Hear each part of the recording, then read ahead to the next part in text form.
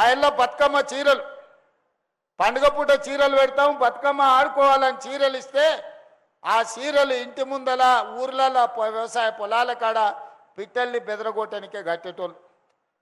ఇంటి ముందల మన ఏంది అది కర్టెన్ లాగా కట్టేటోళ్ళు మా అక్కలు, ఇట్లా రూమ్కు మధ్యలో పరద లెక్క. కానీ ఇవాళ ఆ ఇందిరమ్మ చీరలు వద్దు, ఆ ఇళ్ళ ఇందిరమ్మ చీరల పేరు మీద, బతుకమ్మ చీరల పేరు మీద వాళ్ళంటే మేము ఇందిరమ్మ చీరలు ఇస్తామంటే బతుకమ్మ చీరలలో ఇందిరమ్మ చీరలు వద్దన్నారు.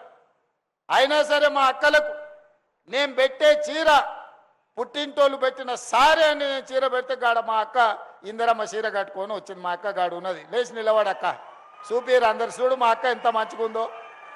ఇగో ఇన్ని వేల మందిలో మా అక్క మంచిగా మెరిసిపోతుంది పాలపిట్ట లెక్క. మరి మీ తమ్ముడు పెట్టిన సారే ఇందిరమ్మ చీర కట్టుకొని మా అక్క పండుగ పూట వచ్చింది మా ఇంటికి. ఈ చీర మీ తమ్ముడు పెట్టింది కాదా అక్క? 1 కోటి మందికి ఇందిరమ్మ చీరలు ఈరోజు రాష్ట్రంలో 1 కోటి మంది ఆడబిడ్డలకి ఇవ్వాల నేను ఇందిరమ్మ చీర పెట్టిన.